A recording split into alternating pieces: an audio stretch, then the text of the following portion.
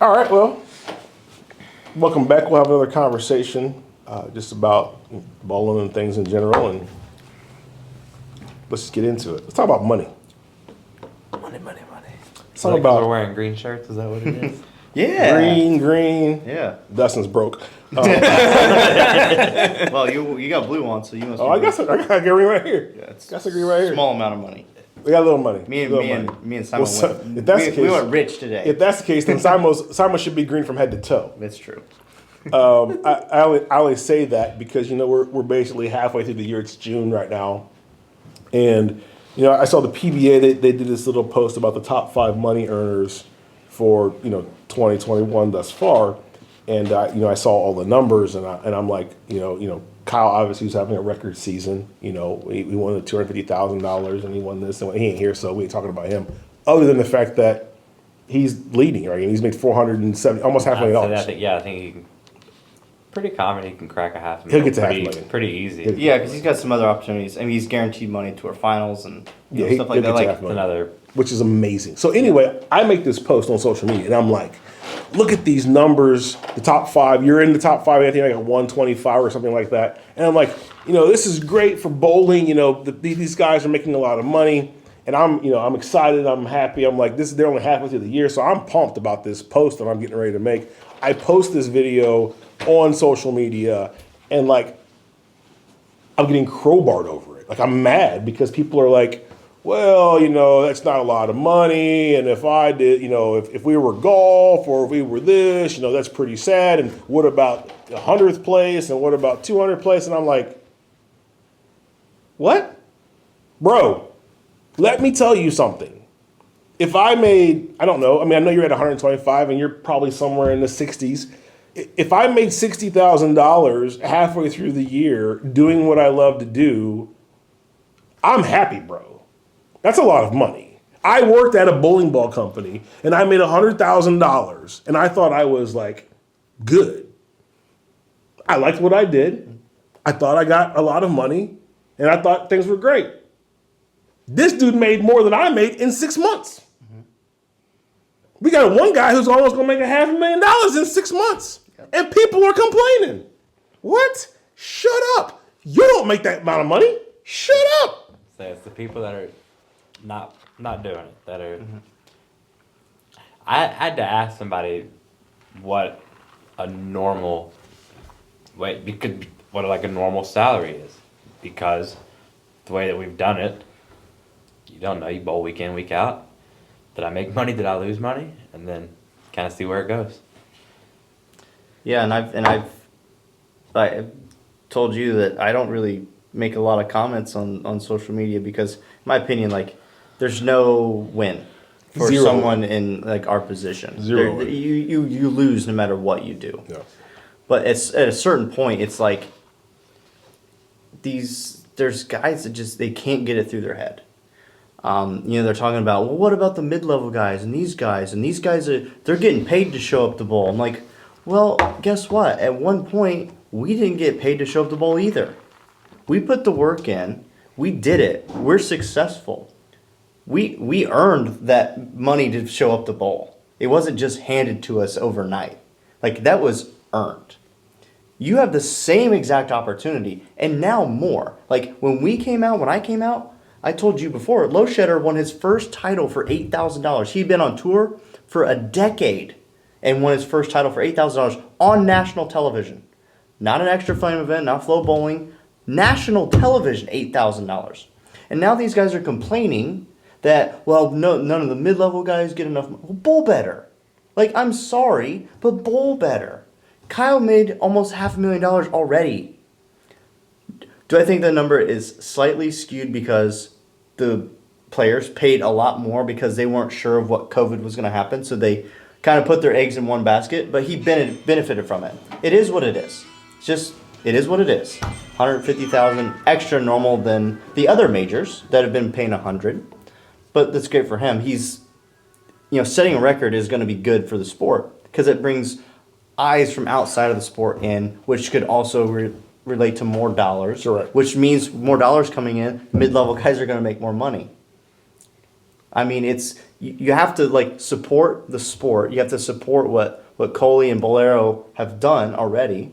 Like in 3 years, we went from paid $250,000. Like, the stuff doesn't happen overnight. Right. Like, there's a plan. I know they have a plan. It just has to be executed. COVID really put a damper in it. Of course. In everything. Because, I mean, most of the bowling centers for Bolero, that's funding everything that we're doing, they're all on the East Coast and West Coast. Well, and those are the two places hardest hit. You know, it wasn't the middle of America that was hit the hardest. It was the coasts, which is where all their bowling centers are, which means their revenue is down substantially. But they're still putting on these events. They're still being on TV more than we ever have been in my almost 10 years on tour. And guys are complaining. It's like, why? You're complaining because they're not just giving you money? Because you haven't won a tournament yet? Like, what planet are you actually living on? Like, I can't even imagine when I was in that position thinking like that. Like, my thought was when I saw somebody, Belmo, when Belmo was making all the money, like, I go back and I've looked at stuff sometimes. 2013, Belmo made like $150,000. Tournaments were paying $8,000 to win, and he made $150,000. He's winning them all. Like, he's winning them all and not bowling them all. how good did he have to bowl to make that amount of money? Yeah. Right? And now you can bowl not even, like, he's bowling. Simon hasn't even won yet this year, right? He's made $125,000. Belmo won every tournament and won $150,000. Yeah. Like, how do you not see that difference? And that's only in 8 years. Yeah. You know, that's, in the scheme of things, that's not a lot of time. I mean, it takes decades for things to really, really change. And it took, it took golf 20 years. I mean, in the 80s it got bigger, in the 90s it got a little bit bigger, and then Tiger came along, and that's when it really took off. Well, bowling was on the down, so we can't expect in a decade it to go from this to back above where it was. I mean, we're on the rise. I think we're, above where we were in the last 20 years now. Yeah. Because there's way more participation in the sport, but man, these guys just they need to go practice. They need to get better. Like, that's just, it's plain and simple. And at some point this video is probably going to hinder me because somebody's going to get pissed off and go practice more and just want to beat me into the ground. But that's good for the sport. That makes the sport grow. If second place pays $70,000 in 3 years from now instead of 30, you think I'm really going to be mad about that? Absolutely not. Because that means first is paying $150,000. Right. So when I do win, it's going to be that much better. Right. So these guys are looking so short term and not looking at the big picture. I mean, these guys are in their 20s. Like, most athletes, especially in bowling and golf, aren't peaking in your 20s. You're True. peaking in your 30s. True. So why are you not preparing yourself and putting the work in right now to peak? When you peak, you don't know how good it's going to be. I didn't know how good my career was going to be. I won once in 2015. I kept working. 2016 and 2017, it was like, look back on it now, I'm like, holy cow, like that actually happened. Like, in my wildest dreams that I didn't foresee that to happen. Sometimes things just come together at the right time and it just works out. But it's all the hard work that led up to it. Get to it, yeah. So What do you guys say about I think the perspective just needs to be a little bit different. Yeah, I mean, I feel like I'm kind of like, I've been fortunate enough to be bowling well the last few years when things have been good. But I mean, looking at it from like when I first came out, it was like, man, I hope it gets better because I'm 17, no job, no education behind it. Like, what happens if it doesn't, it doesn't go anywhere? I mean, that's one thing I've told people. I felt like the last few years it's gone up. I mean, you can look, we went through some deal and it was like, guy bowled 11 less events and made like $20,000 more dollars. I think it was like 2019 as opposed to like 2015 area, I think is when it was. So for me, like, I'm appreciative and I respect like what they're trying to do. The outside sponsors, like, when's the last time that we've had multiple sponsors jump on board in the middle of a season tell you, since I've been out there, it hasn't happened. Like, Especially ones that aren't and involved in bowling. and they're bigger in PBR, Manscaped, Yeah. Kia, Snickers. Like Red Bull had some stuff on one of his shows. Like he said, you have to look at it as they have a plan. Like, you don't, regardless of what they may or may not have paid for the PBA, running anything like that is going to be expensive and a grueling task. And you're not just going to go into it blindfolded, because that's when you're going to go bankrupt, but no question. So, I mean, I think, they're obviously weathering the storm. They would, they had the whole league bowler situation right when they first started. They realized, like, oh crap, we do need the league bowlers in some of these bowling centers. Now the Bowlero Elite Series getting guys the opportunity. They had to have a lot of people sign up just to be one of those 24 people with the opportunity to bowl for life-changing money. Yeah. I mean, I think what they're doing is good. The shows look better. Without question. And I think, putting the little pieces makes it when Snickers gives whatever they give for the show, and then, their executives watching it, and we're sitting there, and there's a massive Snickers bar between our head, and that they can clearly see, they probably like, man, this was a good idea. Yeah. And then, kind of piggybacks down to everybody else. Mm-hmm. Yeah, because it's not only Snickers seeing, it's other companies, that are like executives or people high up that have a voice in the company that maybe are bowlers and watch bowling, or just happened across it and said, wow, I need to talk to my boss about that, because there was they can know enough people, they can probably pull the numbers and how much viewership was on that show. I mean, those companies are going to have that poll with the broadcast, because how are they supposed to know how much money to give if they don't know how many people are watching? So, and I think it's kind of, it keeps going on down the line. We keep seeing new sponsors, and I'm grateful for every single one of them. Obviously there's big companies like Kia. Not all of us use their products, but I'm grateful for their sponsorship, and anything that I can do to support Kia, I will. Even though I don't drive one, because I have a fifth wheel, I need a truck, and Kia just isn't in part of that market. But it's absolutely fantastic that they're a part of the PBA, and I couldn't be more grateful that they are. It's interesting you say that, because we're still a small company, and we are a sponsor of the PBA. And when they told us how much it was going to cost for us to get in, we were in a fortunate position that we had one of our suppliers was like, we're gonna pay that, and you're gonna be able to get in. And then after that, we had grown quick enough and fast enough that we could do it on our own now. But I like talking to them and just kind of seeing what their plan was and understanding what their plan was. And when COVID hit, it was kind of like super scary, and it was like, well, what do you do? And for us, it wasn't an issue to continue to make the payments, continue to do those things, because of the staff. We've got a really unbelievable staff. I don't want to go too deep into that, but without them, we don't exist. But because of them, we're growing like this. We're doing like this. But talking with the PBA, talking with understanding a little bit about what they want to do, I was like, they get it. Like they get it. They want to have $1 million player. They want to have these things that we have never really had in bowling. They have I don't want to say clout, but they have the ability to execute it to that level. I mean, they operate 300 facilities. Yeah. The company's revenue, and you can Google it. So I'm not divulging information, but their revenues, it's $1 billion company that owns us. It's not just some random company that brings in $10 million a year. We're talking $1 billion. That's a lot of money. That's a lot of cash flowing through the company all the time.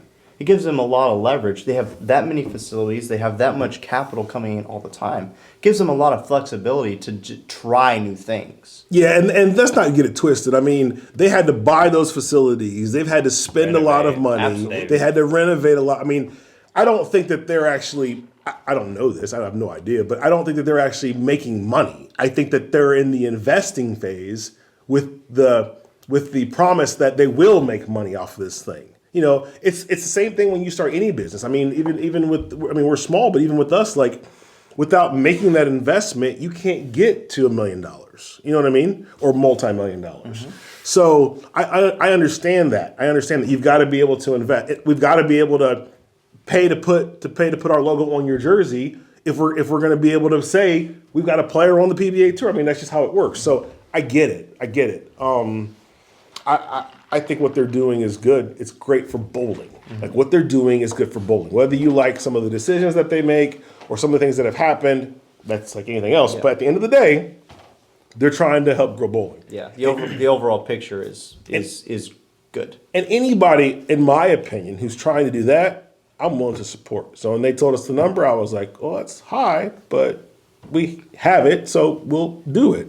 And just kind of circling back real quick, because of the staff and because of the employees that we have, we're able to do some things that other companies work. We bought this building in the middle of a pandemic. Bowling was at zero. Nobody was open. And we bought this building because of the staff. What's your opinion on the PBA and on the money? I mean, it's headed in the right direction. Like, I want to know, you made the show when Loesch won, right? Yeah, How much did you make off of that show? I finished fourth, and it was like, I don't remember the exact number, but it was like $2,000 or $3,000 So to what make the show. what is that right now? If you go just Well, ask Samuel. He's made a bunch. Well, actually, you can ask EJ. EJ made a bunch too. Even like at the World Series and stuff at the Animal Paddle. Yeah, it's probably It's 5. It's 5 because they do the 4-person. Yeah. Like Right, the 4-person right. shows it's like 5, 5, 10, 20. still, but that But I mean, even the bottom, like well, 10th place now is getting a check that you can look at it and be like, all right, cool. Like I feel like not necessarily you feel like you've earned, a good amount. You don't have to like go back to the room and be like, well, damn, I'm not bowling Saturday, Sunday. I really could have used the extra $800. How am I gonna go make it? Like because now I feel like now I don't know how much of an increase in the top, in terms of events paying, like 20 that 20 the majors paying 50 or now 100 in some of them. But I feel like the bottom checks have gotten juicier to where now when it used to be one of those things where you qualify a match, play 22nd, you bowl your 8-game block, you go 3 and 5, and you realize you're 500 back from the show, nestled in 24th. We're going to bowl, we're obviously still going to try to beat people because we don't like losing, but when you're like, man, if I manage these next 16 games, if I make a run and I'm able to crawl up 4 or 5 spots, I make $500 more.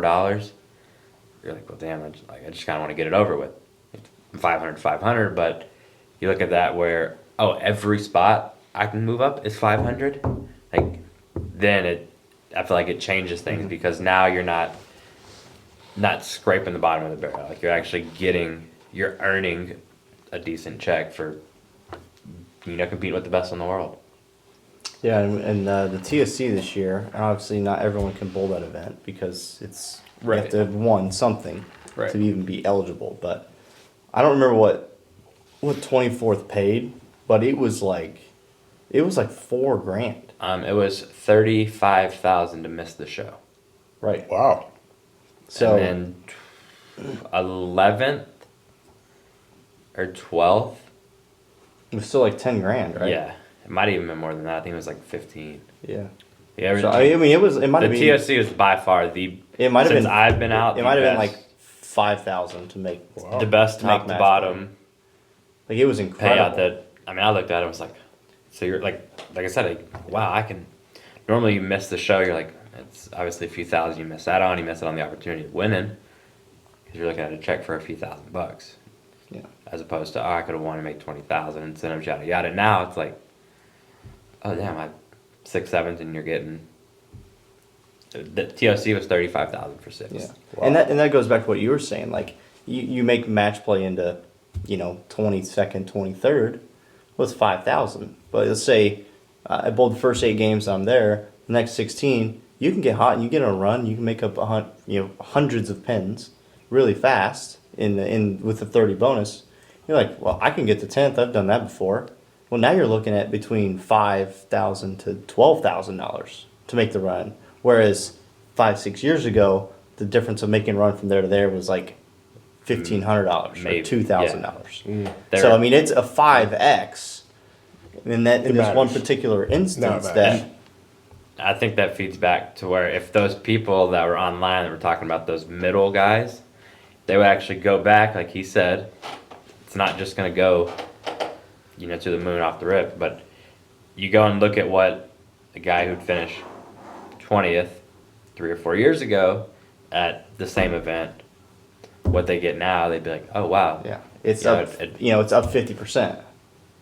Like it went from 2,000 to 3,000. You appreciate that as opposed to, I'm only getting this because They see like it you as, said, you went out on the. I feel like I'm in a unique spot because not many people obviously went out on tour. I got my card at 17, really went out like 18, 19 years old. And it being in the situation that the PBA was in, not being in the best. Like I've kind of got to see it basically at its one of its lowest points and kind of got to see the rise. So I feel like I appreciate some of the middle of the pack, what they're doing like for that more than some of the guys who are in the middle of the pack right now because they want more because they see, this guy gets more because of then it reverts back to bowl better, Yeah. Yeah, you show up the same event, you have the same opportunity that other guy did. It's not his fault that he's better than you are. And that's not demeaning to anyone at all. It's just I think that's one thing that sets me and him from the next guy is you can be physically talented in anything, but how bad do you want it? Mm-hmm. How bad do you actually want to win? And I think that's what takes in all sports. It's what takes the good ones to the great ones is they want it more than the next guy. Mm-hmm. And I mean, I feel like I can even see that with just looking around, watching people bowl. I'm not going to say names, but look around and you can tell that this person might be more physically talented than this person, but this person wants it more than him, and they perform better. Heart. And we've seen it, I don't know how many times with guys. Like, I first came out, I had no money. I literally had no money. You were bowling to Bowling make a living. to live. No, I get that. Not to that level, but I get that. Yeah. So it's like, at the end of the day, you have to appreciate everything. You put it all behind you, and like, when we walk out of here, like, walk out and be like, at the end of the day, like, wow, it's cool that I get to come. You would never catch me in Hopkinsville, Kentucky. Okay, this is what you get to come, hang out, have a good time, share a lot of knowledge. Like it's just you have to appreciate the little things that the sport of bowling has allowed. Yeah. I mean that's what I like. I tell people all the time. I don't know if there wasn't bowling, who knows where I would be. Like that's why people are like, why do you want to learn so much in the industry? I'm like, well, I know bowling. Bowling's all I know, so I better know all of bowling. Yeah. So Yeah. Well, I mean, you kind of said it yourself. I mean, you said, I mean, you're working at maybe a warehouse, and you're making 30, 40, maybe 50,000 at most. I'm And pretty you're sure I working- was making $9.25 an hour. And you're working 50, 60 hours a week because you're trying to get to the Get number the extra money. But now, we're sitting here and you because you're as good as you are at your job, I mean, you're over $100,000 and you're not even halfway done for the season. Yeah. And you've obviously been player of the year. You've made six figures for quite a while. I mean, so let me ask that question. That kind of wrap this all up. So, and you guys both have bases. You have a salary. Mm-hmm. So the bowling is part of your money, but you've got a base and an incentive package and all the other good stuff too. I mean, he's got bowling balls, so whatever. Anyway, Doesn't hurt. so, maybe. Well. Carry on. Well, New information to me. okay, fair enough. Anyway, so I'm going to wrap it up with this. So where you guys are in your lives. You're married, you got a family, house. That whole. That you're not married, but you got a steady girlfriend, and you're still very young. Do you guys consider yourself not? I don't want to say rich. That's the wrong word. But do you consider yourself Well off. well off? That's a good way to say it.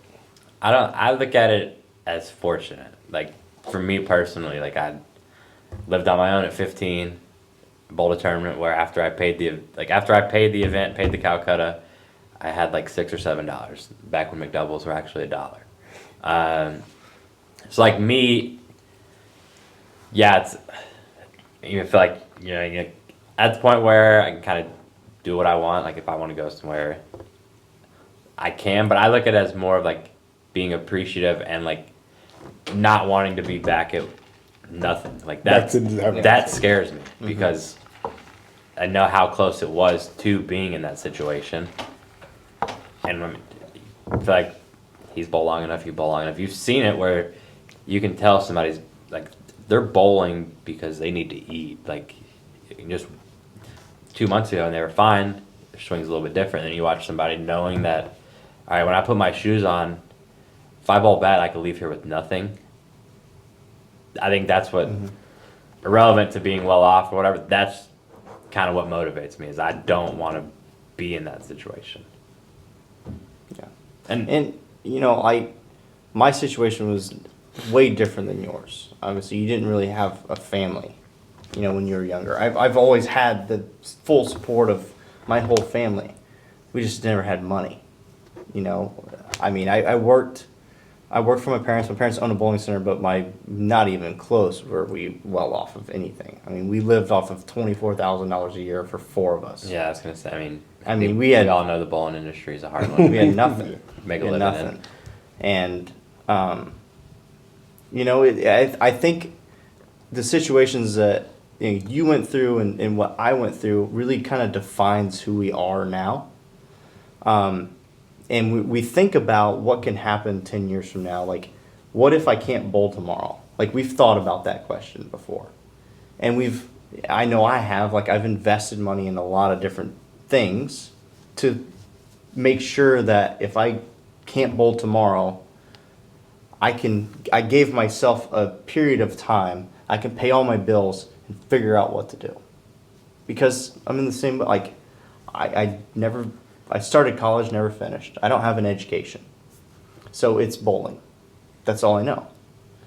And when I was started on tour, like I was working for my parents at the bowling center, and in summers I was working at the country club that I'm now a member at, which is really cool for me because it's the appreciation thing. Like I'm not looking at it like I'm a member here, and it's like that's how far I've been able to come. That I was cleaning clubs for the members, and now I'm playing golf with those same guys that I cleaned their clubs with 5 years ago. In perspective. Put this building in a perspective. Right. The guy worked for him. Now the guy owns the building. Yeah. Yeah, exactly. It all ties together one way or another. Yeah, and I kept working. I kept working at the country club. Obviously, I still do all kinds of stuff at the bowling center all the time for mom and dad. But I kept working at the country club through the summer after I had finished second at the Masters. Like I almost won a major championship, and I worked through that summer at the golf course because at that time, the early 2010s, the PBA was not in a good place. Like I said, Loesch won in 2013 for $8,000. There wasn't a lot of money to be had, and I'm just starting on tour. I'm not one of the top tier players yet. I don't have all this money coming in. I don't have a salary coming in from the bowling ball company. I get all the bowling balls that I want. I was fortunate enough to have that. You can't eat those? No. Okay. No, can't eat those. So, I was bowling every regional I could go find. I bowled every local tournament. If I could find it, I went and bowled. I'm in a different position now that I don't have to travel everywhere to go bowl. I still love enjoying, going and bowling tournaments or whatever, even if they're not PBA events, because it's what I do.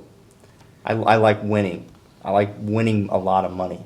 So when a tournament comes up and says, I'm going to pay $10,000, well, I'm going to show up because it's $10,000 I didn't have. Doesn't matter if I had $10 or I have $100,000, it's still $10,000 that I didn't have.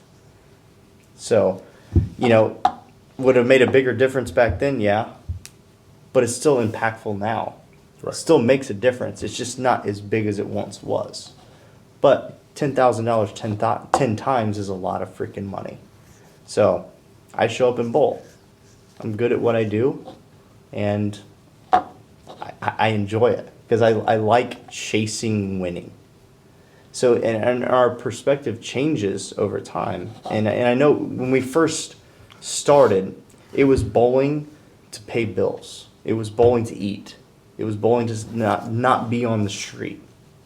Well, now we've been very successful in what we've done, and your point of view changes. So your motivation isn't just to eat anymore.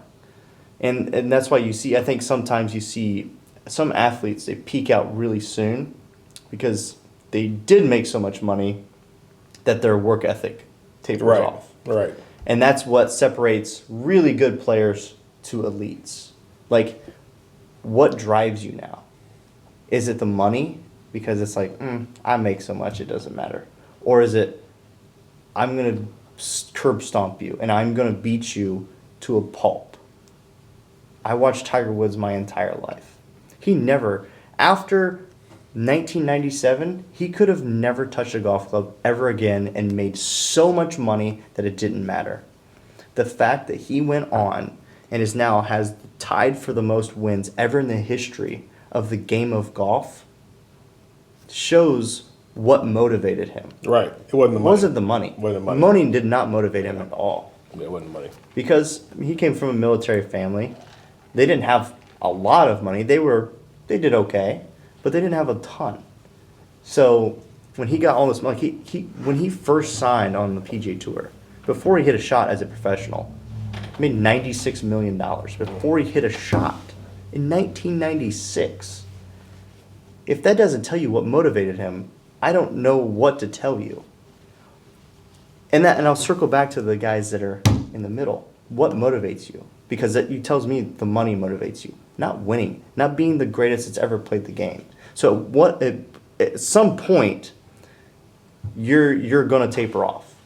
Once you reach what you think you should have, you're going to be irrelevant. And we're going to be able to know that, and we're just going to beat you down because the motivation is different. The mental aspect of it is, it's the kill kill mode. If I don't walk into the bowling center wanting to rip your head off, then why am I going there to bowl? We're gonna sit down, discussion like this, every single time after we bowl a match. But I promise you, when me and EJ bowl a match, we don't like each other because I want to win as bad as he wants to win. And when you lose, you're not happy about it. Yeah. Correct. And obviously, just us too. We've made so many shows together. Me and Simon are really good friends. Obviously, what happens on lanes when we're sitting here, it doesn't matter. But when we're out there, there's 2 or 3 people that I just despise losing to. And it's not that I have personal vendettas against them. It's just infuriates me. Simo, Belmo, Kyle, Prather, I hate losing to these guys. They're all great bowlers, obviously, top echelon, best there is in the whole world. And it makes me more mad losing to them than anyone else. Who do you hate losing to? Everybody. Yeah. Fair. I walk in both a 6 gamer and I want to beat the 197 house hack as bad as I want to beat him if he's bowling the event. Yeah. Awesome. I think that's good. It's a good spot. We'll use that, and we may do one more session. I think one more session. Yeah. All right, cool.